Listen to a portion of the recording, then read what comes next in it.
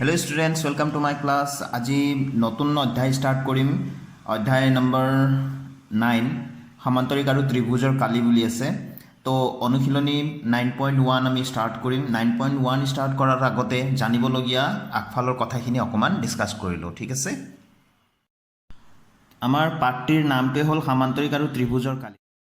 তো স্ক্ৰীনত দেখা পাই আছে এটা সৰল চিত্ৰ এটা আঁকিছো সমতলৰ ওপৰত থকা এটা বন্ধ সৰল চিত্ৰ।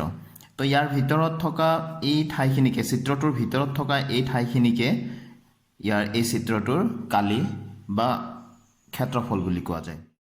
তো এতিয়া কালিৰ সংজ্ঞা যদি আমি আগবঢ়াব লাগে তেনেহ'লে আমি এনেধৰণে লিখিব পাৰোঁ, সৰল বন্ধ চিত্ৰ এটাই আৱৰা সমতলৰ এটা অংশক সেই চিত্ৰ সাপেক্ষে এখন সমতলীয় ক্ষেত্ৰ বোলে, প্লেনাৰ ৰিজন সমতলীয় ক্ষেত্ৰ বোলে। এইখিনি সমতলীয় ক্ষেত্ৰ আৰু ঠিক আছে। তো এই সমতলীয় ক্ষেত্ৰৰ পৰিমাণ বা জোখ এটাকে ইয়াৰ কালি বোলে। ঠিক আছে, এইটোৱে হ'ল কালিৰ ডেফিনেশ্যন বা সংজ্ঞা। এতিয়া আমি অকণমান চাই লওঁ সৰ্বসম বা দুটা চিত্ৰক সৰ্বসম বুলি আমি কেতিয়া কওঁ। এতিয়া দুটা চিত্ৰ দেখি আছা, দুইটাই হ'ল ট্ৰেপেজিয়াম, প্ৰায় সমান আঁকিবলৈ মই চেষ্টা কৰিছোঁ। তো দুটা চিত্ৰ এইটো আমি সৰ্বসম বুলি ক'ব পাৰোঁ তেতিয়াহে যদি এটাক আনটোৰ ওপৰত যদি ৰাখি দিয়া যায় তেনেহ'লে ইটোৱে সিটোক সম্পূৰ্ণৰূপে ঢাকি দিয়ে ন। এইটো আমি জানো, আমি আগতে আলোচনা কৰিছোঁ ত্ৰিভুজৰ আমি সৰ্বসমতাত আমি আলোচনা কৰিছিলোঁ। তো যিয়ে নহওক দুটা চিত্ৰ সৰ্বসম বোলে যদি সিহঁতৰ আকৃতি একে আৰু একে জোখৰ হয়। ঠিক আছে, এতিয়া আমি মনত ৰাখিবলগীয়া কথাটো হ'ল যদি চিত্ৰ এ, যদি আমি ইয়াক এ বুলি নাম দিলোঁ আৰু ইয়াক বি বুলি নাম দিলোঁ, যদি চিত্ৰ এ আৰু বি সৰ্বসম হয়, এই দুটা চিত্ৰ যদি সৰ্বসম হয় তেন্তে চিত্ৰ এৰ কালি আৰু চিত্ৰ বিৰ কালি কিন্তু সমান হ'ব। এইটো আমি মনত ৰাখিব লাগে। ঠিক আছে, ভেৰি ইম্পৰ্টেণ্ট। এইটো আমি পিছত প্ৰয়োজন হৈ থাকিব পিছৰ এক্সাৰচাইজবিলাক আমি সলভ কৰোঁতে। তো ইয়াৰ পিছত দুটা সৰ্বসম চিত্ৰৰ কালি সমান আমি গম পাই গ'লোঁ যে দুটা চিত্ৰ যদি আমাৰ সৰ্বসম হয় তেনেহ'লে সিহঁতৰ কালি সমান হ'ব। কিন্তু ইয়াৰ বিপৰীতটো সত্য নহ'বও পাৰে। অৰ্থাৎ কালি সমান মানে চিত্ৰ দুটা চিত্ৰৰ যদি কালি সমান হয় তেনেহ'লে সিহঁতে যে সৰ্বসম হ'বই লাগিব সেইটো নহ'বও পাৰে। ঠিক আছে, হ'বও পাৰে কিন্তু নহ'বও পাৰে। কেনেকৈ হয় আমি উদাহৰণৰ সৈতে চাওঁ। আমি দুটা চিত্ৰ লৈছোঁ, দুটা আয়ত লৈছোঁ। এটা আয়তৰ দিগ আছে 6 চেণ্টিমিটাৰ আৰু প্ৰস্থ আছে 2 চেণ্টিমিটাৰ আৰু আনটো আয়তৰ দিগ আছে 4 চেণ্টিমিটাৰ আৰু প্ৰস্থ 3 চেণ্টিমিটাৰ। তেনেহ'লে কালি কিমান হ'ব ইয়াৰ? এইটোৰ কালি হ'ব নিশ্চয় দিগ পূৰণ প্ৰস্থ, নহয় জানো? দিগ আছে 6 আৰু প্ৰস্থ আছে 2, তো 6 দুগুণ 12 চেণ্টিমিটাৰ স্কুৱেৰ। কালিৰ এককটো সদায় বৰ্গ একক হয়, বৰ্গ দিব লাগিব ওপৰত, স্কুৱেৰটো দিব লাগিব। তো ইয়াৰ আকৌ কালিটো কিমান হ'ব তেনেহ'লে? ইয়াৰ কালিটো নিশ্চয় 4 3 গুণ 12, হয়নে? এইটো 12 চেণ্টিমিটাৰ স্কুৱেৰ।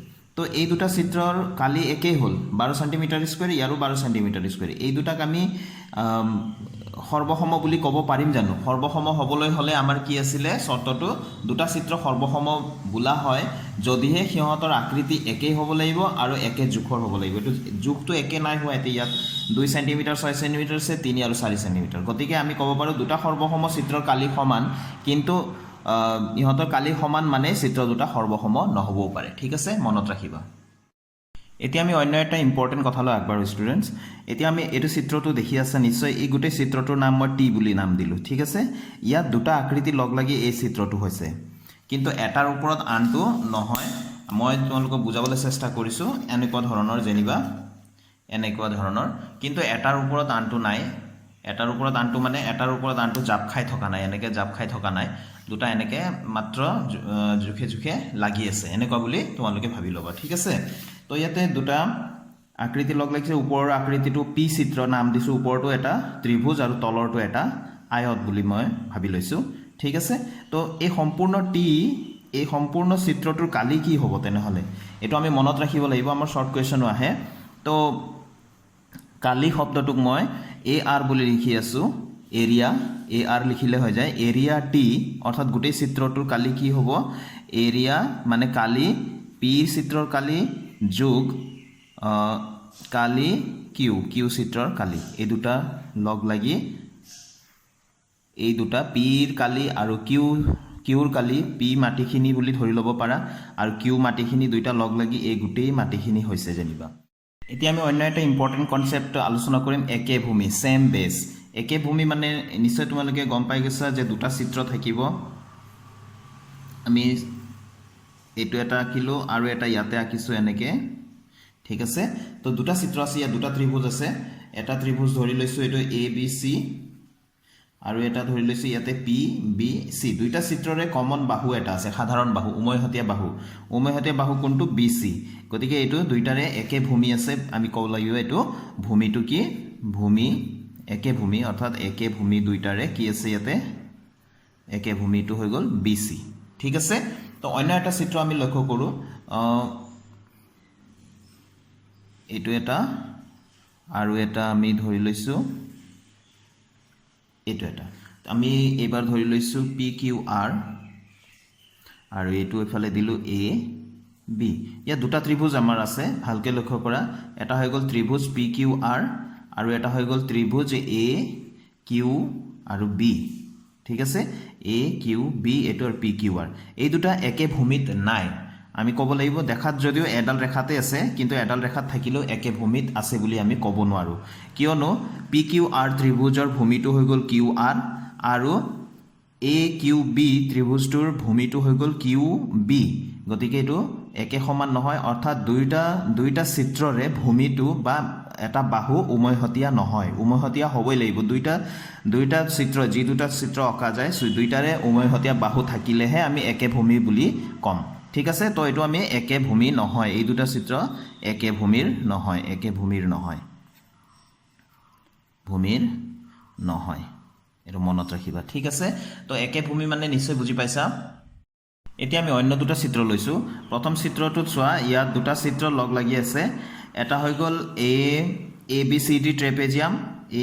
সি ডি ট্ৰেপেজিয়াম আৰু অন্য এটাটো হৈ গ'ল পি বি কিউ ত্ৰিভুজ এইটোক আমি একে ভূমিত আছে বুলি ক'ব পাৰিম নে এই দুটা চিত্ৰ নিশ্চয় নোৱাৰিম কাৰণ A B C D trapezium আৰু পি বি কিউ ত্ৰিভুজৰ বাহু উমৈহতীয়া নহয় যদিও এডাল ৰেখাতে দুইটাৰে ভূমি আছে তথাপিও আমি একে ভূমি নাই বুলি ক'ব লাগিব কিয়নো দুইটাৰে ভূমি সমান নহয় ইয়াৰ বি কিউ হ'ল ইয়াৰ আৰু ট্ৰেপেজিয়ামটোৰ হৈ গ'ল বি সি গতিকে এইটো একে ভূমিত নাই ঠিক আছে একে ভূমি নহয় এতিয়া এইটো চাওঁ আমাৰ দুটা সামান্তৰিক লৈছো সামান্তৰিক এ বি চি ডি আৰু ই বি চি এফ এইটো এটা সামান্তৰিক আৰু বাহিৰটো এ বি চি ডি এইটো এটা এই দুটা সামান্তৰিকৰ উমৈহতীয়া বাহু বি সি দেখিছানে তো দুইটা চতুৰ্ভুজ বা দুইটা সামান্তৰিকেই বি সি বাহু ব্যৱহাৰ কৰি আছে গতিকে এইটো আমি দুইটাই যদি সমান বাহু অৰ্থাৎ উমৈহতীয়া বাহু থাকে তেনেহলে হেতুক আমি একে ভূমি বুলি ক'ব লাগিব একে ভূমি কি আছে এইটো নামটো বি সি ঠিক আছে বি সি তো নিশ্চয় ক্লিয়াৰ হৈছে একে ভূমি মানে এতিয়া আমি একে সমান্তৰাল অৰ্থাৎ সেম প্যাৰেলেল একে সমান্তৰাল ৰেখাৰ মাজত চিত্ৰ দুটা আছে নে না হেতু আমি চাম এতিয়া ইয়াতে আমি দুটা ত্ৰিভুজ দেখা পাই আছো এইটো ডাঙৰটো এ বি সি বুলি ক'লো সৰুটো অকমান তলৰটো এইটো এ বি সি এইটো ডি বি সি বুলি কৈছো তো বি সিৰ সমান্তৰালকৈ এডাল ৰেখা এই শীৰ্ষ বিন্দুৰে যোৱাকৈ এডাল কল্পনা কৰা গ'ল ঠিক আছে এই শীৰ্ষ বিন্দুৰে বা ডি শীৰ্ষ বিন্দুৰেও এটা সমান্তৰাল ৰেখা কল্পনা কৰা গ'ল বি সিৰ এতিয়া দেখা গ'ল এ আৰু ডি একেডাল ৰেখাত নাই তেনেহলে আমি এই চিত্ৰ দুটা অৰ্থাৎ ত্ৰিভুজ এ বি সি আৰু ত্ৰিভুজ ডি বি সি একেজোৰ সমান্তৰাল ৰেখাৰ মাজত নাই ঠিক আছে এতিয়া ইয়াত লক্ষ্য কৰোঁ ইয়াত আমি দিলো এ পি কিউ আৰু বি পি কিউ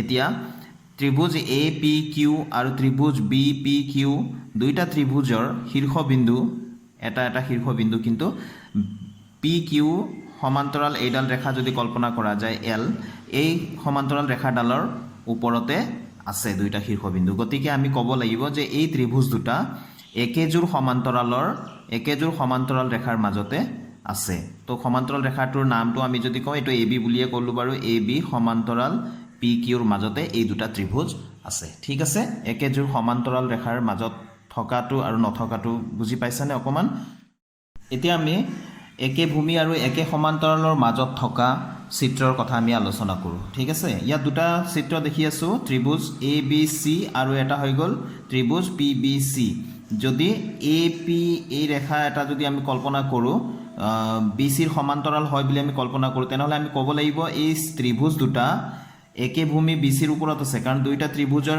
উমৈহতীয়া বাহু BC দুইটা ত্ৰিভুজে BC বাহু ব্যৱহাৰ কৰি আছে তো একে ভূমি BCৰ ওপৰত আছে আৰু একেজোৰ সমান্তৰাল AP আৰু BCৰ মাজতো আছে ঠিক আছে তো এই চিত্ৰটোত আকৌ নেক্সট চিত্ৰটো আমি চাওঁ ত্ৰিভুজ PQR আৰু এটা আছে ত্ৰিভুজ SQT দুইটা আমি এই PS টো যদি QR ৰ সমান্তৰাল বুলি ধৰি লওঁ তেনেহ'লে একে সমান্তৰাল PS আৰু QR ৰ মাজত আছে কিন্তু একে ভূমি নহয় কিয় ভূমিটো এটাৰ হৈ গ'ল QR এটাৰ হৈ গ'ল QT গতিকে একেজোৰ সমান্তৰালৰ মাজত আছে কিন্তু একে ভূমি নহয় ইয়াত কিন্তু আমি কেনেকৈ আঁকিছো ইয়াত আমি চিত্ৰ দুটা একে ভূমি আৰু একে সমান্তৰালৰ মাজত থকাকৈ আঁকিছো দুইটাৰ মাজত পাৰ্থক্যটো চিন্তা কৰিব অকমান তোমালোকে ঠিক আছে একে ভূমিৰ ওপৰত কেতিয়া থাকিব যদি বাহু উমৈহতীয়া বাহু হয় বাহু যদি উমৈহতীয়া হয় তেতিয়া হলে একে ভূমিৰ ওপৰত হ'ব ঠিক আছে আৰু একে সমান্তৰাল কেতিয়া হ'ব যদি শীৰ্ষবিন্দু কেটা একেডাল ৰেখাৰ ওপৰতে থাকে ঠিক আছে এতিয়া আমি একেডাল সৰল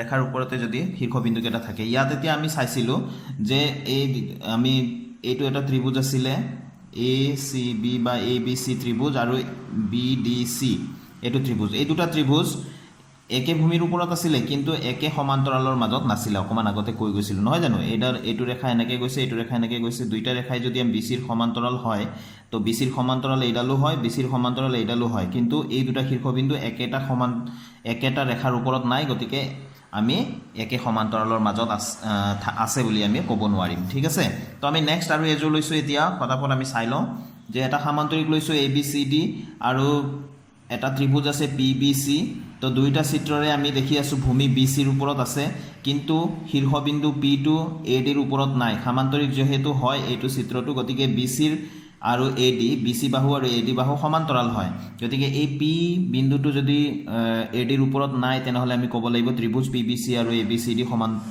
সমান্তৰিকটো একে ভূমি BCত আছে কিন্তু একেজোৰ সমান্তৰালৰ মাজত নাই এতিয়া অন্যটো চিত্ৰত চাইছো ইয়াত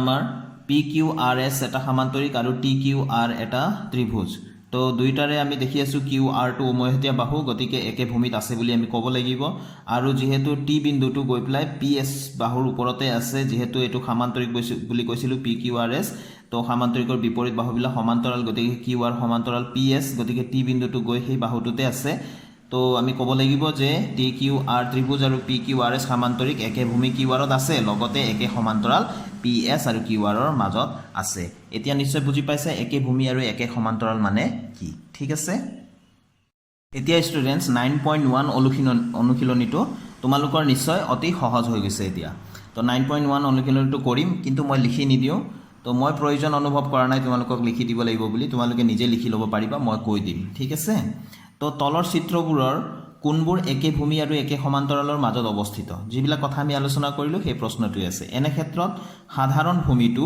আৰু সমান্তৰাল ৰেখা দুটা উল্লেখ কৰা তো প্ৰথম আমি চিত্ৰটো লৈছো ইয়াতে এক নম্বৰটো তো ইয়াতে আমি দেখি আছো ABCD এটা ট্ৰেপেজিয়াম হয় চিত্ৰটো দেখিলে ক'ব লাগিব যে এটো এটা ট্ৰেপেজিয়াম হয় আমি জানো ট্ৰেপেজিয়ামৰ বিপৰীত যিকোনো এজোৰ বিপৰীত বাহু সমান্তৰাল তো AB আৰু ইয়াতে CD সমান্তৰাল দেখি আছো ঠিক আছে আৰু এটা ত্ৰিভুজ আছে ভিতৰত PDC তো দেখি আছো যে দুইটাৰে উমৈহতীয়া বাহু DC এটা ত্ৰিভুজটিও PDC ত্ৰিভুজৰ DC বাহু ব্যৱহাৰ কৰি আছে ABCD কি কয় ট্ৰেপেজিয়ামটোও CD বাহু ব্যৱহাৰ কৰি আছে গতিকে সাধাৰণ ভূমিটো আমি ক'ব লাগিব DC সমান্তৰাল ৰেখা দুটা আমি AB আৰু DC বুলি ক'ব লাগিব ঠিক আছে পাৰিবা লিখিব তো এই প্ৰথম এক নম্বৰটো হৈ গ'ল সাধাৰণ ভূমিটো DC আৰু সমান্তৰাল ৰেখা দুটা হ'ল AB আৰু DC ঠিক আছে দুই নম্বৰটো আহিছো ইয়াতে এতিয়া PQRS বাহিৰৰ যেটো চিত্ৰটো আছে PQRS এটো এটা সমান্তৰিক দেখিলে গম পোৱা গৈছে আৰু ভিতৰৰ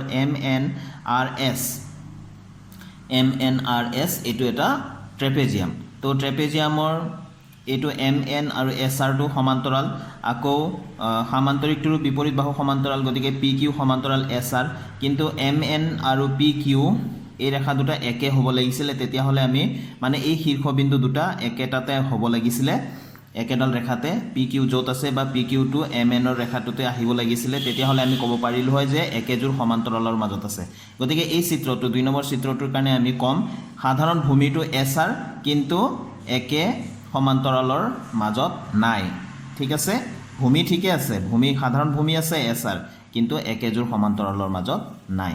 3 নম্বৰ চিত্ৰটো ভালকৈ লক্ষ্য কৰা। এইটো আমি অকণ এনেকৈ কৰি ল'লে আমি হয়তো তোমালোকে সহজতে বুজি পাবা। তো ইয়াতে এটা ত্ৰিভুজ দিয়া আছে TRQ আৰু এটা সমান্তৰিক আছে PQRS, ঠিক আছে। তো দেখি আছোঁ RQ বা QR এই বাহুটো উমৈহতীয়া বাহু ত্ৰিভুজটোও ব্যৱহাৰ কৰি আছে, আকৌ সমান্তৰিকটো। গতিকে আমি লিখিব লাগিব সাধাৰণ ভূমিটো QR আৰু একেযোৰ সমান্তৰালৰ মাজত আছে, এইটো গৈ পেলাই শীৰ্ষবিন্দুটো বাহুটোতে আছে নহয় জানো। গতিকে সমান্তৰাল ৰেখা দুটা হ'ল PS আৰু QR, এনেকৈ লিখিবা, ঠিক আছে। সাধাৰণ ভূমিটো QR আৰু সমান্তৰাল ৰেখা দুটা হ'ল PS আৰু QR, ঠিক আছে। তো এতিয়া 4 নম্বৰটোত চাইছোঁ যে ইয়াতো এতিয়া দেখা পাই আছোঁ যে ত্ৰিভুজটো যিটো আছে PQ আৰু ইফালে সমান্তৰিকটোৰ BC ভূমিটো একে ভূমি নহয়, কিন্তু একে সমান্তৰালৰ মাজত আছে, যিহেতু এই শীৰ্ষবিন্দুটো গৈ বাহুটোত আছে। গতিকে তোমালোকে ক'ব পাৰা যে সাধাৰণ মানে কি একে ভূমিত নাই, কিন্তু একেযোৰ সমান্তৰালৰ মাজত আছে, সেই দুটা হ'ল AD আৰু BC, ঠিক আছে। তো কি ক'লোঁ যে একে ভূমিত নাই, ত্ৰিভুজ PQR আৰু ABCD সমান্তৰিকটো একে ভূমিত নাই, কিন্তু একেযোৰ সমান্তৰাল BC আৰু ADৰ মাজত আছে, ঠিক আছে। তো ইয়াতে কেৱল আমাৰ কোনবোৰ সুধিছে, কোনবিলাক আমাৰ একে ভূমি আৰু সমান্তৰালৰ মাজত আছে সেইবিলাকহে আমি ক'ব লাগে নহয় জানো। গতিকে এইটো একে ভূমিৰ ওপৰত নাই, গতিকে সমান্তৰালৰ কথাটো নাহে। তো যিয়ে নহওক লিখি দিলেও কোনো কথা নাই। 5 নম্বৰটো চোৱাচোন ইয়াতে। তো ভূমিটো কিন্তু এতিয়া AD ল'ব লাগিব, ভালকৈ মন কৰা, AD ভূমি এইটোত, কাৰণ ADটো দুইটা আমি যদি আমি চিত্ৰটো ABQD বুলি যদি লওঁ, ABQD বা এনেকৈও ল'ব পাৰোঁ ABCD আৰু এটা APQD, ঠিক আছে। ABCD আৰু APQD দুইটা সমান্তৰিক একে ভূমি ADৰ ওপৰত আছে আৰু একেযোৰ সমান্তৰাল AD আৰু BQৰ মাজত আছে, ঠিক আছে। লিখিব পাৰিবা একে ভূমি, সাধাৰণ ভূমিটো AD আৰু সমান্তৰাল ৰেখা দুটা হ'ল AD আৰু BQ, ঠিক আছে। তো এতিয়া এইটো লাষ্টৰটো এতিয়া আহোঁ। লাষ্টৰটোত এতিয়া দেখিলে গম পাম আমি ABCD আৰু এটা হৈ গ'ল PQRS। তো একেযোৰ সমান্তৰাল PQ আৰু SRৰ মাজত আছে হয়, কিন্তু ভূমি কিন্তু একে নহয়। ইয়াৰ ভূমি যদি আমি SR বুলি ধৰোঁ, ইয়াৰ ভূমিটো কি আছে, ভিতৰৰ যিটো সমান্তৰিক আছে DC। গতিকে একে ভূমিৰ ওপৰত নাই চিত্ৰ দুটা, ABCD আৰু PQRS চিত্ৰ দুটা বা সমান্তৰিক দুটা একে ভূমিৰ ওপৰত নাই বুলি লিখি দিলে। ষ্টুডেণ্টছ, আজিৰ ভিডিঅ'টো ইয়াতে সামৰিছোঁ। আশা কৰোঁ মোৰ ভিডিঅ'বিলাকে তোমালোকৰ পঢ়া শুনাত সহায় কৰি আছে। যদি তোমালোকৰ পঢ়া শুনাত অকণমান হ'লেও সহায় কৰি আছে বা তোমালোকে অকণমান হ'লেও শিকিব পাৰিছা, তেনেহ'লে মোৰ ভিডিঅ'বোৰ লাইক কৰিবা আৰু তোমালোকৰ ফ্ৰেণ্ডছৰ মাজত শ্বেয়াৰ কৰিবা। আৰু মোৰ চেনেলটো যদি এতিয়াও তোমালোকে ছাবস্ক্ৰাইব কৰা নাই, ছাবস্ক্ৰাইব চিয়'ৰ কৰিবা। তো থেংক ইউ ফৰ ৱাচিং।